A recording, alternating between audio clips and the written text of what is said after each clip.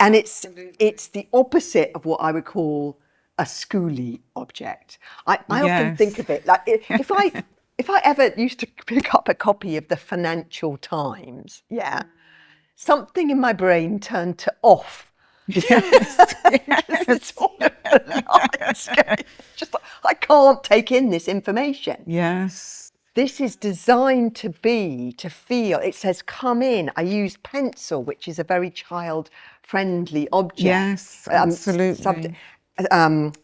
Medium. So it says, come in. This is for you. This is joyful. So I'm always thinking of it like that, so that it's the opposite of the Financial Times. It's very child-centered, isn't it? Yes.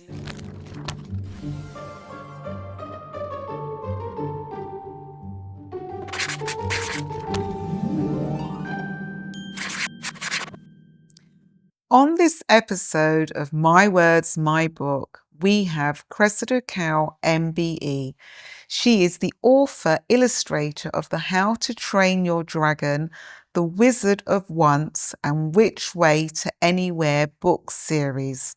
As well as picture books, How to Train Your Dragon is also an Academy Award nominated film and TV franchise. Cressida was the Waterstones Children Laureate from 2019 to 2022. Her flagship project was Life Changing Libraries. Cressida, why did you become an author? I became an author because, and an illustrator, because I had so many stories to tell. I wanted to be a storyteller in both words and pictures, but also it was very important to me. This is why I became a children's author, to get children of today reading with as much excitement and pleasure as I read when I was a kid. So I became an author and illustrator because I love writing stories and creating stories, but also hardwired into what I was doing right from the beginning was getting, there's a teacher in me, getting children reading with as much excitement as I did, because loads of wonderful films and telly, and children read that even 20, 25, 30 years ago, this was a problem. Children watch loads of films and telly, but it gets harder and harder to get them reading as well. And reading is something that it's something that we cannot lose. It's a medium that we cannot lose. I absolutely agree with you, and I'm super curious to hear that. I think when I meet authors where they are illustrators and write the books, I think it's fantastic. It's amazing. So I'm assuming you started first as an illustrator, and then your journey then went into writing books, or the opposite way around? That's really interesting, because I studied English at uni. So I first studied English at uni because I love books. And then I went to art school. And that's a very unusual. Most people don't do both. And I did look in for my daughter. You're unique. Well, I'm not unique. But what's interesting is that my daughter, my second daughter, wanted to study like me, both English and illustration. There isn't a single university in this country, still even now, where you can study both, even though I think they're incredibly compatible skills. Absolutely. And telling story through words and pictures, you know, we've got incredible telly and film in this country. There ought to be somewhere, one single place, where you could study both at the same time. It isn't possible, even now. It's an invitation to any universities out there. Any universities. Who's going to be the first university to put this course on? Yes, to have a course or to have the ability to study both subjects at the same time. It makes sense, right? It's so compatible. And you can study television. You know, you can go and do film. You can go to film school. But I think that there ought to be somewhere where you could study both subjects. I think sometimes it's because in this country we don't necessarily value the arts subjects, the visual arts, in the way that we should do. It isn't possible to study history of art, for instance, at A level.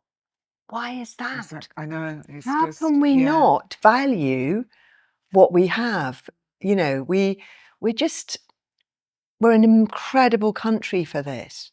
You know, the creative industries outperform the rest of the economy by double, and yet we don't value It's a not lot given of the what recognition. And like myself, going into schools, yeah. and you see so many children who are super talented and they may not have the avenues to pursue that career that they want to get into in terms of writing children's books or being an illustrator.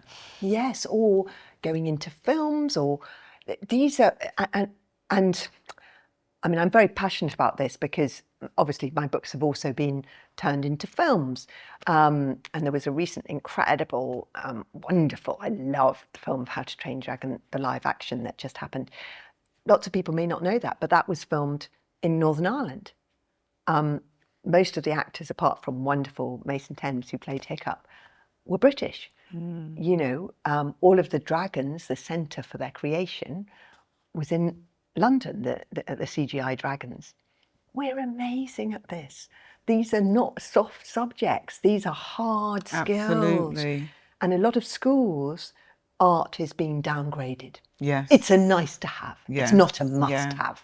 Whereas I think a creative education should be at the heart of every child, because we need creative lawyers. It's not just about the art subjects. It's about, we need creative lawyers. We need creative Problem solving. It's all of these skills, doctors, isn't it? we need creative scientists. Yes, yeah.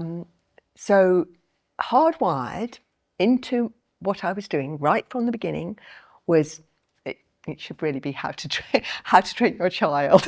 Yes, absolutely. It's about trying to bring out children's creativity, their problem-solving skills, their imagination. So I didn't see it as writing a story.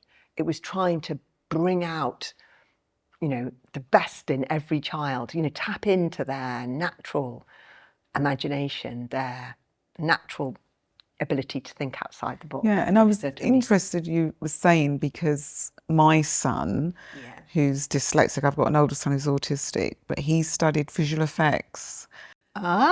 Which is interesting. And I always think, oh, is it because I'm quite creative myself? Yeah. He was at Bournemouth University and then he did a master's in marketing and management. But then he was always really creative. And like your children as well, they're creative. They're illustrators, correct me if I'm wrong. Yes, two of my eldest is already working freelance as an illustrator. My second one's still at Kingston doing an MA in illustration. And my son would like to go into musical theatre. And I think he'd love that, but that he's just left uni. But I think that's partly, you're right, because you've modelled that and I've modelled that. I suppose when I was growing up, I didn't know that being a writer, I didn't know any writers or illustrators. You know, my dad was a businessman. I didn't know that was a possibility. So every stage I was going, I had to, you know, all my friends were getting sensible, jobs that you think were sensible. And I had to really keep the pace to think, you know, that this is something, I can do this. And you're right, our children have come up with the advantage of somebody saying, look, this is something that you can do. Absolutely. But I think it's turning it, how could we work with schools? Because like yourself, I go into many schools across the UK, and equally parents, and dare I say it, the government, to see the importance of creativity in children, in every single child. And I think one of the things, before we went live filming this, I was sharing that I'm dyslexic. And you were sharing with me also too, which I think was really important, on your travels, how many fans you have of all your books who are dyslexic, neurodivergent. Yes. And this is a big thing look, I'm using visual aids already. I'm such a visual person. I'm now picking up How to Train Your Dragon and Which Way to the Future, this Which Way, because in both, well, How to Train Your Dragon, I'll talk about that first. How to Train Your Dragon, I get so many dyslexic readers. And it's really interesting because I didn't specifically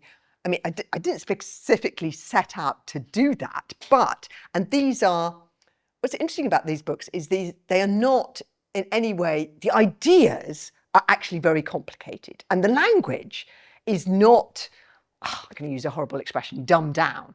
These use really beautiful long words, but they're presented in a very visual fashion. Yeah. So every single page, even the fonts, I use different fonts, and so they're bigger and heavier and lots of exclamation marks and the kind of, the text is cut through with ink splots and it's to make it feel like an exciting object, a non-schooly object. And it's done really deliberately. So for a kid who's maybe struggling with the mechanics of reading, you get a sort of payoff, if you see what I mean. It doesn't feel like too hard. It feels like it says, come in, Yes. this is a joyful, this is a play object. This is a sweet, not a Brussels sprout. It's very intentionally done. But the ideas are, dyslexic kids are often incredibly smart, So Hello. hello, exactly, hello. And so it's the ideas up to their intelligence and not just, and also I make, this again was wired into it, I make it a performance. So toothless, talk like this, and so I talk like this, and go, so I'm making it a joyful thing to read aloud. So I'm imagining that an adult, again, dyslexic readers, often incredibly smart, yeah, I'm making it something that speaks to their intelligence. So the audience, either a parent, an adult, reading it to the kid can make it into a joyful thing. Yes. Or David Tennant, who I read on audio. And I get loads of dyslexic readers who are accessing the books on audio. Yeah. They can still get all the words. And words are the building blocks and it gives a kid so much. And hang on, have I got, oh yes, and Dragon School, in fact, my latest one, is even more visual and it's even more, attractive, I think, to a kid who's struggling with the mechanics of reading, or just, a kid doesn't even have to be dyslexic. Exactly. It's for every single child, every single child to enjoy the book. And I think the way that you've just explained that, it's beautiful, because to me then, being a dyslexic, as you was doing the annotations with your voice, I'm picking up this sensory explosion. Yeah. And that to me is really super important. And I always say to people, no, I need to see what you're talking about, because as myself as a dyslexic, every dyslexic person's different. I have to sort of like visualize it in my mind. And yesterday I was in a school, in the workshop that I did with the older children, I talked about when they're writing, what do you want the senses? And that's what you've done in your book. So as a reader, you can say, so for argument's sake, you may put jelly, then I can think, okay, strawberry jelly. As I'm reading it, I can taste that. Yeah. It may sound bizarre, but that's what I do when I'm reading. Wow. So that's what I was explaining to the children yesterday when I'm doing workshops, is, well, what do you want them, is it like a stinky egg? So if someone says to me it's a stinky egg, I then straight away, I start smelling that as a dyslexic person. So that to me, why it's very important. And I can start reading a book, whether or not it's an adult's book and a child's book.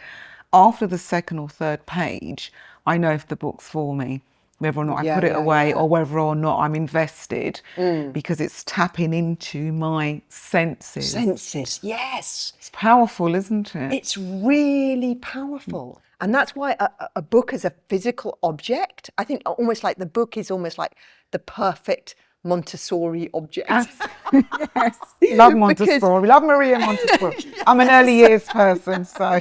Well, it almost is, because the child, that's why, I think getting kids into books is really important. So Absolutely. audio, I don't want to do down audio in any form because it's a fantastic way of a child.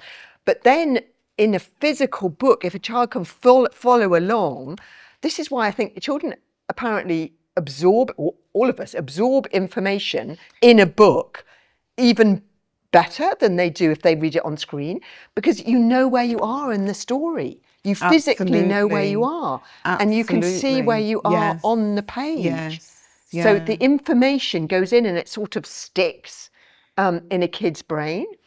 But this feels like a joy object. It feels like something. These things feel like. Have I got? Oh yes. Look, these things feel like something that they can. Absolutely. And I deliberately get involved. And Absolutely. it's the opposite of what I would call a schooly object. I often think of it like if I ever used to pick up a copy of the Financial Times, something in my brain turned to off. Yes. It's all of the lights going, just like, I can't take in this information. Yes. This is designed to feel. It says, come in. I used pencil, which is a very child-friendly object. Yes, absolutely. Medium. So it says, come in. This is for you. This is joyful. So I'm always thinking of it like that, so that it's the opposite of the Financial Times.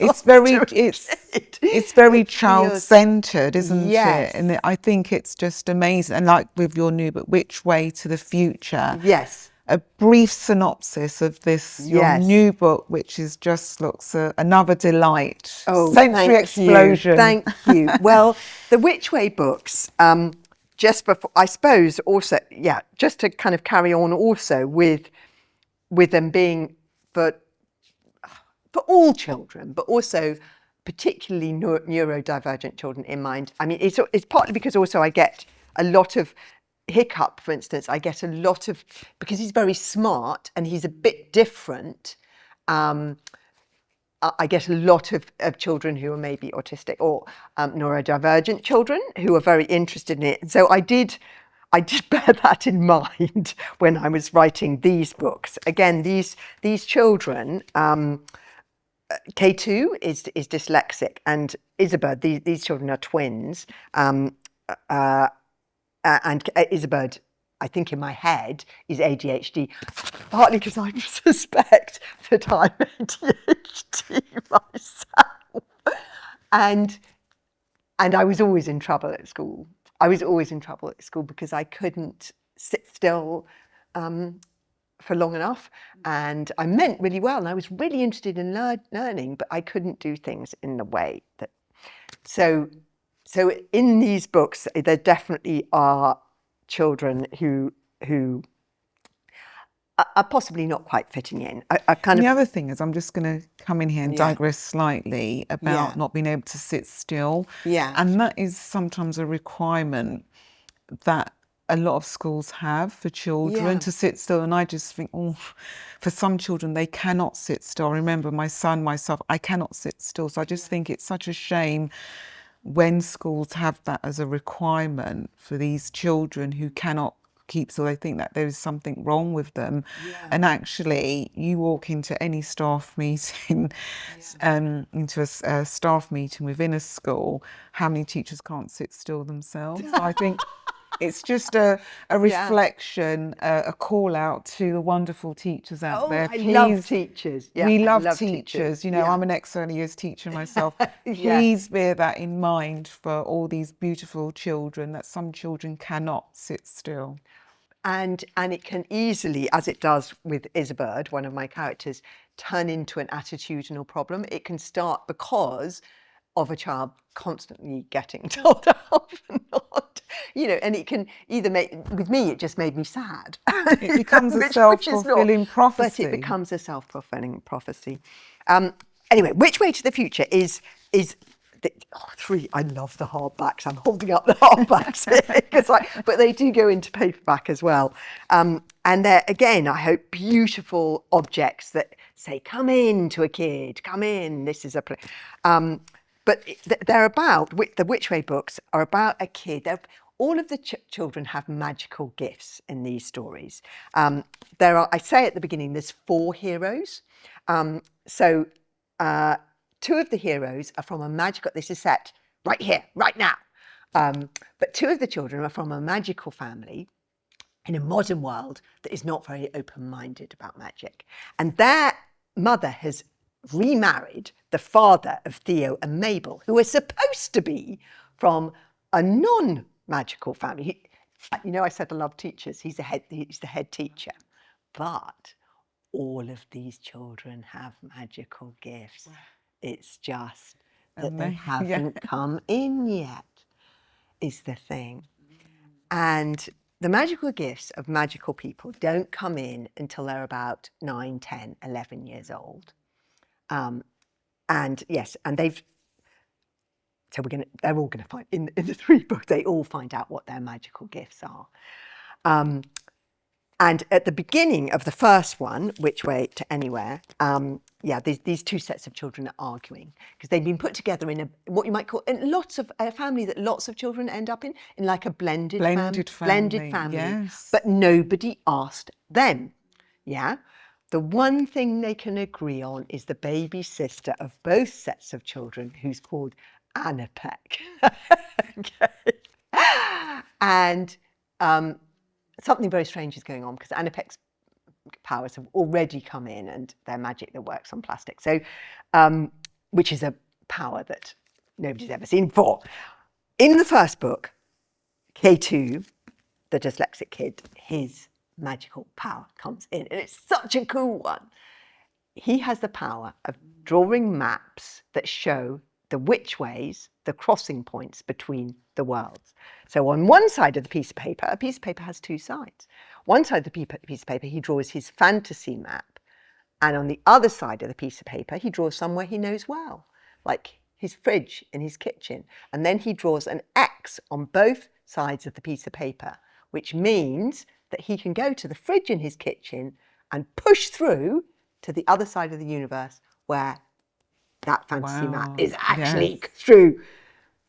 And that is a power I would really have. I pushed on a lot of wardrobes when I was a kid. Yeah. On the back of a lot of, like, wanting to go through to Yes. Yeah. So in the last book, so basically, yes, so this is an incredible power, but the only problem is that bad people want to get hold of the kid who has the power. So in this last book, the 2 sets of children, in the second book, I don't want to do any spoilers. The second book, Theo, one of the children, finds out what his power is. So we've got 2 of the kids finding out what their powers is. In the last book, we find out what Isabird and Mabel's powers are. And they could be anything. It could be invisibility. They could be, talking to animals. It could be.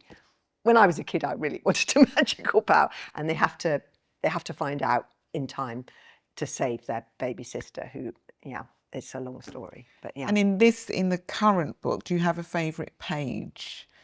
Oh. Are you not allowed to have favourites, or do you have one? Oh, yes. Well, I think my favourite page is the page where they push through.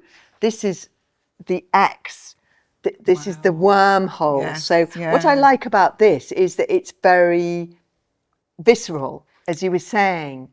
A child can really see, okay, a piece of paper has 2 sides. On one side of the piece of paper here, they're in the real world, and Isabird is making an X in the air, and then you turn the page, and they come through the X, the wormhole. Yes. That leads to the other side of the universe, and a child can really see how that might work. How they can physically feel like they're going through the which way that leads to the other side of the universe. Yeah. Absolutely amazing. And I think as well, you said because of your illustrations are in pencil, it's still a statement, isn't it? It's absolutely, it's amazing. Yeah, fantastic. So as a child, I think you've spoken quite a lot already in terms of what your childhood was like. Yes. Do you have a favourite book as a child, or one or two? I've got so many favourite books. It's difficult to pick just one because I read That's a lot okay. as a child. And this is why I went to the library every week. This is why I'm always Libraries, yes. championing libraries for all kids, because we need them so much. Because I've just picked a few because I'm terrible at just picking one. That's okay. So I've picked a picture book called The Lorax. I am the Laureate, I speak for the trees, I speak for the trees. All of my books have the theme of the environment. Notice we're both wearing green. You got the memo. And you're sitting on the green chair. Yeah, and it's all about, for me, you know, in How to Train Your Dragon, it's about saving the wild. Which Way to the Future has strong environmental themes. It's the big challenge facing us all. Absolutely. It's the huge, and another theme I didn't have time to mention is about the magic is disappearing from this world. We're losing the magic, and I put it in terms of losing unicorns, and they've all migrated to other kinder parts, but that's a real stand-in for the species loss, the terrible species loss. My dad was an environmentalist. I mean, that was his passion. He was chairman of the RSPB, and it wasn't his, you know, job, that was his passion, if you see what I mean. Chairman of the RSPB, which looks after. So it's a huge theme in my books, and I grew up with it. The Lorax, I am the Laureate. Unless some line like you cares a whole awful lot, nothing is going to get better. It's not. Absolutely. Quote. So that's a massive influence on me, and still is wonderful to read aloud to a kid, and is hardwired into all of my books. The Ogre Downstairs. This is a book about magic. And notice it's about, and it's a real influence on this book, Which Way books, yeah, because it's about children who've been put in a blended family. Two sets of children put in a blended family, and this happens to a lot of children. I think there's not so many. This was the only one when I was growing up that I knew about. And what happens to bring the two sets of children together in the Ogre Downstairs is that they're given a magic chemistry set, and each of the different chemicals does a different thing. One of them makes you fly. Another chemical brings your toys to life. Yeah. And I love this book so much. I read it aloud to my brother and sister and my little cousins. And when I was reading aloud, they said, please, another chapter. Oh, wonderful. Yeah. Yes. And I made them laugh, and I made them, anxious and scared. And when I was 9, that's what made me want to become a writer, to get children excited and passionate about the like book your brother and that I sister loved. did. Yes, exactly. amazing. And the last one yeah, is Peter Pan, because yeah. it's a book about an island and flying, and I can just see I'm still writing books about islands and flying, and growing up. All of my books are about growing up. And I say that as a lot of us as authors, I think what we write about is directly linked to our childhood. I always say Freud would have a field day on me. Yes. Because I think it's very much about that. All of my books, there is something in there, I think subconsciously, that you are writing. It's sort of therapy, and sometimes I write and think, oh my goodness me, where did that come from? You're probably the same, right? Absolutely. Yes, I mean, Hiccup's relationship with his father is very much my relationship with my father. And, you don't set out, right, I'm going to write a book about my relationship with my dad. But it ends up happening without you realising it. Absolutely. And then you mentioned also too about the blended family. and my non-fiction book, My Family, Your Family. And I must send you, I haven't got a copy here today, which led me on nicely before I rushed out of my house this morning. I had to print this message on LinkedIn to read to you. Because I said to the writer, oh, I'm meeting Cressida today for this podcast. And we were both at Henley Lit Festival at the weekend. So here goes. I'm going to get emotional reading this because it is just so sweet. My youngest foster son went to meet the author of How to Train Your Dragon today. He'd been a little shy at first, but after the event, he decided he wanted to buy a book and have it signed. By the time he made up his mind and joined the queue, he was almost at the very back, hundreds of excited children ahead of him. Then Cressida Cowell announced that she would see everyone, even those right at the end of the line. 2 hours later, she was still there, and when it was finally his turn, she didn't rush. She knelt down, smiled, asked him about himself, and made him feel like the only child in the room.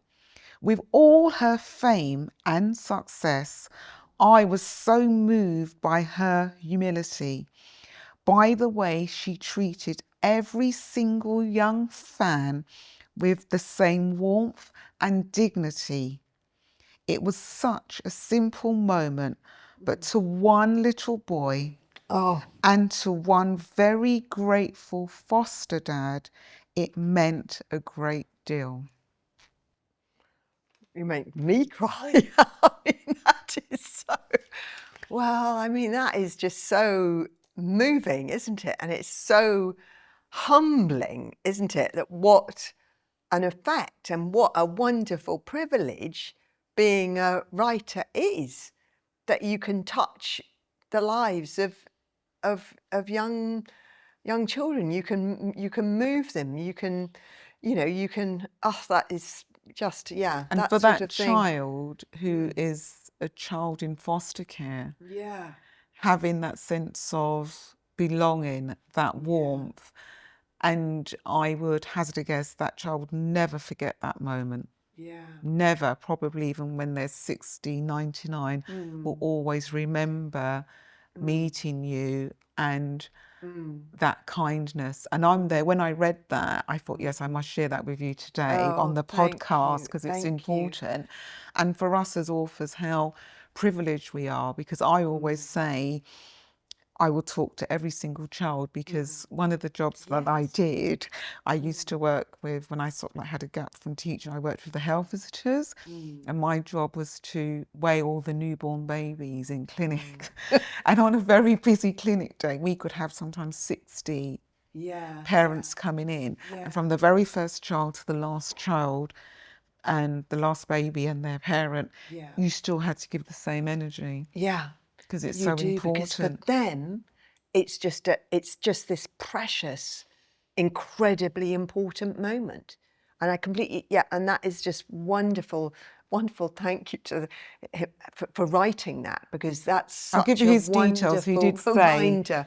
can you connect with him? Because also too, he does a lot of work with refugee families, and actually a couple of your books are going to go to a refugee charity that supports children. Coming back to your point, for these children, they may not get access to books. So it's very important that every single child, irrespective of their status, appreciates the love of reading. And this charity love it when I send them books. And reading is transformational. I work with so many literacy charities and Frank Cottrell Boyce, our current Children's Laureate, talked about this, reading being an invisible privilege. And I think unless we do our job, we do our job and we see the benefits, you're more likely to be healthier, wealthier, more likely to own your own home, more likely to vote if you read for pleasure, for joy, and this should be a privilege for everyone, every single child. We meet so many children. We know every single child has the same potential and they ought to have the same access to the benefits that reading brings. And next year, 2026, is going to be a year of reading, and I hope we can I'm really really talk about excited. this, because I don't know whether parents realise this. I mean, obviously parents are knackered. That's irritated. But reading with your kid can, you know, I can still hear in my head, you know, the books that were read to me when I was a child. I'm also sort of passing it. It's really moving that you're talking about the effect that my books are having on children now. And I'm talking, you know, here I am. I'm quoting, aren't I, from the Lorax, which was read to me by my father, years ago. Or you know, the books that read to you in an adult's voice live with you all your life. Absolutely. Yes. Yeah. And I can still hear the teachers. I can, you know, Miss Danishevsky reading aloud to me from The Endless Step. Yes. And it took a little 9-year-old growing up in London into the heart of a 9-year-old growing up in And reading Siberia. for joy, that point. And one of the, when I'm doing an assembly, I have the Puffin Book Club, because obviously I come under Penguin Random House, one of my publishers now. And my mum, even though we didn't have much, every term when the big list used to come to choose books, my mum always made sure we had a book, we were able to choose a book. Yeah. So I'm super grateful for my mum. So as children, we always either went to the library after school or the adventure playground or the park. And it's so important to say, I say to parents on my travels, I know it's difficult for you, you've got 10,001 things you have to do, but even if you can, you know, if you go to a restaurant, bring a book with you. If you're on a train, if you're in the park, you know, bring some books with you. You can get up to 20 books from a library. Yeah, now it's free. There's only 2 when we were little, and it was it was so hard, wasn't it? Only being 2. And I say it's free, you know, and if you can just take out, even if it's once a month with your child, just go along, you don't have to get 20 books out. You can get 2 books out. And, you know, you can buy them second hand. I always say, even as an author, I don't mind if you get my book second hand, because as long as they're reading, and I say that passionately, as a dyslexic person, you know, which leads me on nicely. Well, you see, yes, and also in that, there's so much to talk about. By the way, if anybody out there is a teacher, the Libraries for Primaries programme. Yes. Can I just say about that? Oh, please, yes. Because 1 in 7 schools don't have a library, and I really talked about this when I was a laureate. My big campaign was school libraries. Because 1 in 7, and that goes up to 1 in 4 for children on free school meals. Every school, every kid is just as much. But anyway, every school should have a library. The Libraries for Primaries campaign, since that time, that when I was laureate, it's only, how long? That was only it's long. Yeah, time goes. It was 5 years ago. Yeah, because 5 years ago. Joseph then, 5 years ago. So in that time, 5 years, the NLT, National Literacy Trust, has set up 1,500 libraries in 1,500 primary schools. Amazing. And the Chancellor announced just last week, but by 2029, every school will have a library. They're going to back as well the campaign. Big up Rachel. So, yes, so just to say, if you're a teacher out there and your school doesn't have a library, go to the National Literacy Trust website and look up the Libraries for Primaries campaign, because they're aiming to get a library in every single, important, so important. Hang on, I went off there. No, that was important. We're talking about, there was another thing. Yes, you were talking, and this is so important, about knackered parents, because also the National Year of Reading. Parents, I know you're all knackered and no time, and we all have no time, but it's an opportunity as well when you have kids to get back into reading yourself. Yes. Yeah, and to start to think about reading yourself, and you can get out of the habit. It's a habit thing. but it's a different thing. It's, you know, screen and telly, it takes over our lives. These phones, they take over our lives. And reading is if you go back and read a book, it doesn't have to be fiction, it can be non-fiction, it can be whatever yes, your And one of the things I always say to parents, it's not that a lot of parents, I think, worry that they haven't got a great read aloud voice. And I say, don't worry about that. It's between you and your child. It doesn't matter, you know, I'm verbally dyslexic. It doesn't matter if you make verbal mistakes as you're reading. It doesn't matter. Just the main thing of opening up a book and reading with your child, being close to your child, having that time. Start small, a minute a day, build it up to 2 minutes a day, and just having that time, and you will get, you know, connect with Cressida and ourselves. You know, we can become the dynamic green reading people. You know, connect with us. We can help, you know, as I say, my inbox is always open. We can support you because it's something that, as you can hear, we are super passionate about. I've still got so much to talk to you about. I know. Oh, on my YouTube, I've read aloud some books as well. If you go on my YouTube, I've read aloud some of my books, because also, you know, parents are sometimes they're struggling for time, but you can find my books read aloud there as well. Absolutely. And I just wanted to talk to you this is really important also too. I've got a few more questions to ask you, and I know we are digressing, but I hope you love it so far. But anyway, I want to talk about, because also too, we're having so much fun. You know, because I've got we're making a programme, we're just having a chat here. Sorry, everybody. But that's the way it's supposed to. I always say it's like it's like chatting to your mate. You see why I got in trouble at school, guys? Me too. Yes. Primary school I was quiet, but secondary school it was Laura was easily distracted. She can't stop talking. Anyways, we'll get there. Stop writing notes to her neighbour. Okay. But one of the things that I wouldn't, because obviously, like myself, my books has been turned into a children's TV show, Jojo and Dragman anime. So I want to talk about your journey. I know people love it. I want to talk about your journey from book to screen. Because I think that's important to share. So please, pray tell. From book to TV, book to film. Oh, yes. What was that all about? I mean, I'd just written How to Train Your Dragon, and it could really have been How to Train Your Baby. I just had a baby. So I started looking back to my own childhood and thinking how I grew up. And I was partly in London where my dad's job was, and partly on this island. Very unlikely. You can look it up though on my website. But so I was just writing about how to be a parent, really. That was what. But then, and so it wasn't like everybody. It was like it came out and everybody was like, oh, this is going to be the next huge big thing. But very early on, there was quite a lot of film and television interest, you know, and so yes, I suppose in 2004, DreamWorks bought the rights.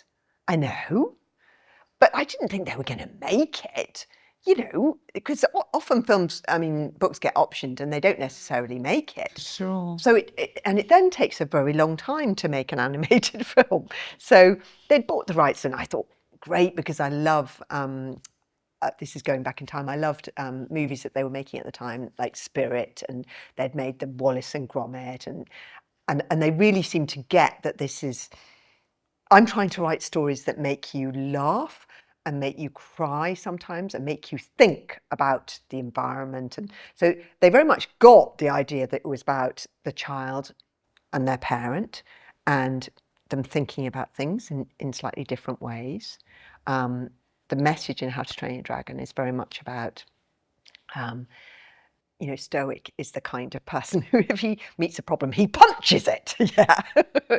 And Hiccup he solves problems through his intelligence and his creativity and his empathy, his ability to look into other people's hearts. And they very much got all of those. So that's why I gave it to them. I didn't think they were going to make it. You know? So it wasn't until about 2000 and you know, because you know, then there's lots of screenplays and lots of screenwriters, and but then about 2000 and halfway through 2008, which is 4.5 years later, I thought, oh my goodness, I really think they might be going to make this movie. And so that's when I started. Yeah, and I remember the first time I flew out, because I was talking to the producer, obviously, and the guy who's actually the director on the latest film as well, that director and writer, Dean de Blois, who's a genius. I was talking to him about the screenplays and the visuals, but it wasn't until about late 2008 that I flew out and saw the first. It was only one scene actually that was completed. The treatment. I saw the whole thing. A lot of it was still in black and whites, and so you had to use your imagination. There was one completed scene, and it's the scene which actually is almost at the heart of all my books, I hope, and is at the heart of How to Train Your Dragon. It's the moment when, I'm going to cry again. It's the moment when Hiccup finds Toothless and he's sort of shot him down because he's trying to impress his father, and he's trying to be the kind of Viking that he thinks he ought to be.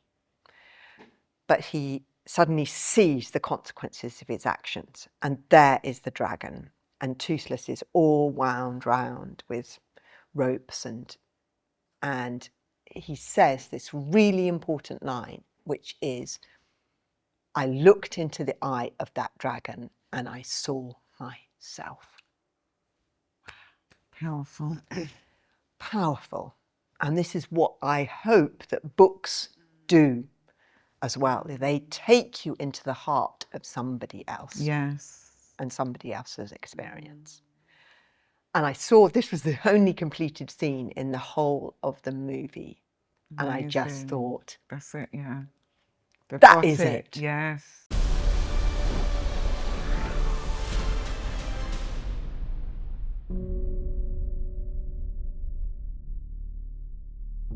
We're all descendants of the finest dragon fighters from everywhere the Vikings ever traveled.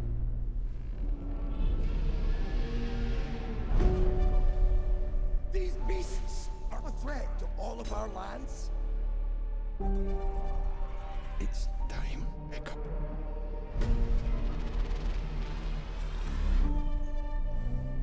I have to kill you. I will, because I'm a Viking. Hear that? I'm a Viking!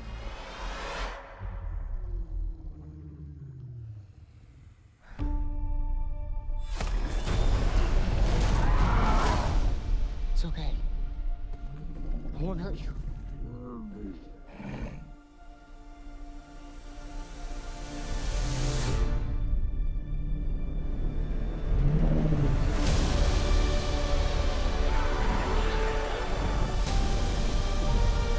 Maybe they're not as bad as we think they are. In case you forgot, our parents' war is about to become ours. Figure out which side you're on.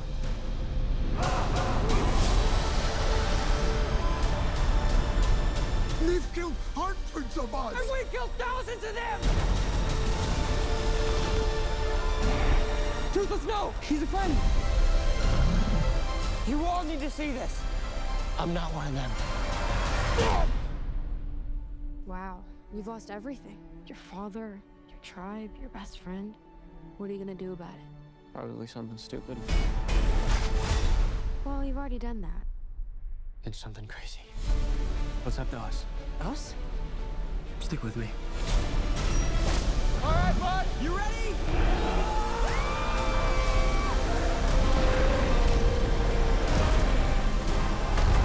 Come on!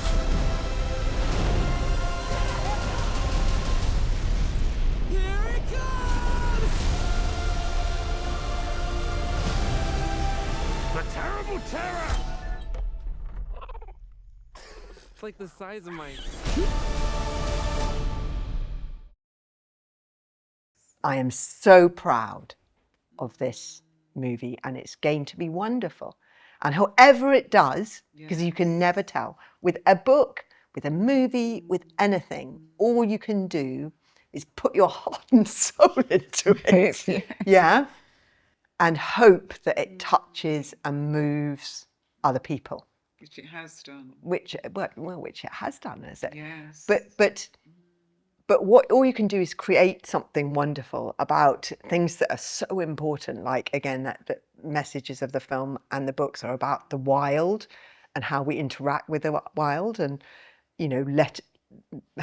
letting nature be as well. I don't want to spoil children for the movie ending or my 12 books ending, but it's about how we deal with nature, and anyway, as well as deal with other people.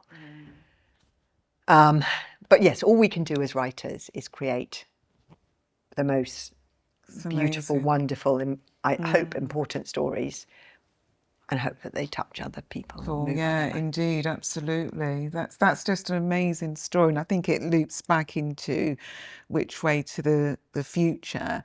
And if you was interviewing yourself, would there be a particular question you would ask yourself about this book, Which Way to the Future?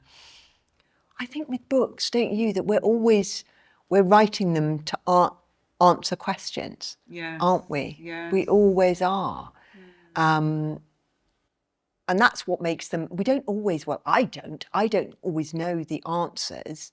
I don't always know the answers before I go into writing, because I think that's what makes it such an exciting object, a book, is if a writer, when I was writing How to Train Your Dragon, I was working out how to be a parent. Toothless is sort of Hiccup's child. The conversations Hiccup has with Toothless was sort of conversations I was having with my 2-year-old. I knew I didn't want to be, I knew I wanted to be a different kind of parent, possibly from the way that I was brought up, but I was working out how to do it. Yeah.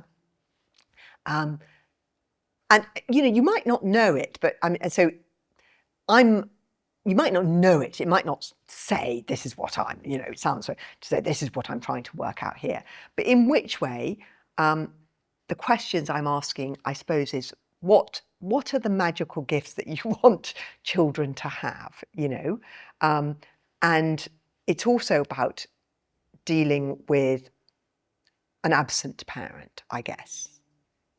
For the children in the story, for the children in the story, one of the parents is absent. Their father, Isabird, and K2's father is absent. And they're trying to work through that, if you see what I mean. And another of the 2 sets of children, their mother died, and they're trying to work through that. And it might not be a coincidence that my father died when I started writing these books. So there's a remaking of the family when that happens. So all of those, with a light touch, I hope I'm dealing with those kind of questions. Yes, and I think it leads me directly on. That sounds so heavy because these are not joyful heavy. books. It's a joyful book, but I think it was. I suppose my final question is saying, for a child reading this book, I suppose their takeaways, how will it all impact them? I see. Which I know, well, for a child, I think it's different. But I think these the are things same that I put thing. in almost for kind of me. These are. It's very much what I'm hoping they're taking away is that we all have magical gifts. We just need to find out what they. So Mabel's rather unsure of herself. She's rather shy, and so she doesn't. So it's about her finding her confidence. For each different child, it's a different thing that they have to kind of to work through. But I hope the message that they take away from these books, the Which Way books, is that I have a magical gift. I just need to find out what that gift is. Because for every child, and that's one of the things I say on my school visits, is I show a slide of me next to Henry Wilkner, the actor who played the Fonz in Happy Days. Yes. So he's dyslexic as well, so I've heard him speak. Yes. And when he was doing his keynote, he kept on saying, what is your greatness? What are you great at? And I share that in assemblies in schools, and I say to every single child, you are great at something. Special. And you are special, you have a talent. Loved. Yeah. Yeah. And that's exactly coming back to your work. Yes. It's a magical gift. It's a talent, however we want to, whichever term we want to use, whatever we believe in. Everybody has something. Yeah, and magical. And so I'm hoping that those are the kind of messages that they're getting. I'm hoping also children who are in a blended family to see that reflected, because, as I say, that isn't always, there isn't so, well, in middle grade, maybe there is more now, but certainly when There I is was growing more up, there blended. wasn't so much. But also, I'm hoping just in a very simple way to get them interested in reading. And because when I was a kid, I really, wanted to have a magical power. And so it's very Yes. basic. And I really wanted to own my own dragon. And I wanted to, fly on hoverboards. And here you are now. Yes, Silver Surfer was always my favourite. So there's a sort of, there's a deeper level thing, but also there's just a pure joy, wish fulfillment thing. Absolutely.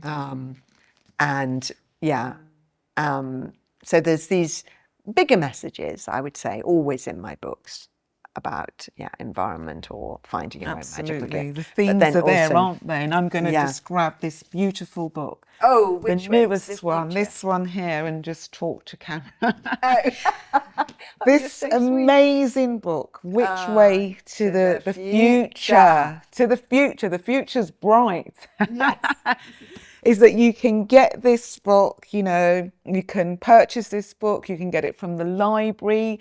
We're both advocates of libraries. Yes. Please visit your library if you can, because libraries are super important. Yes.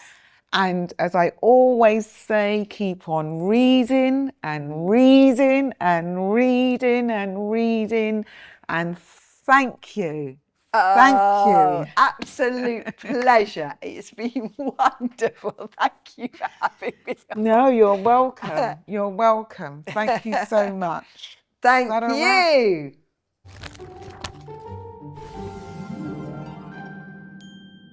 This podcast was woven in partnership with our friends at Tapestry, the childhood education platform. They have kindly devised the educational resources for each podcast interview. Tapestry helps you celebrate children's learning, improve communication with families, and streamline your admin with powerful booking, invoicing, and management tools, giving you more time for what matters, the children and you. Visit tapestry.info to find out more. This podcast series was recorded at the Quick Brown Fox Video Production Studios in Wandsworth Town, London, with top-notch equipment and a knowledgeable team who are always happy to help. Recording our podcast has been a breeze.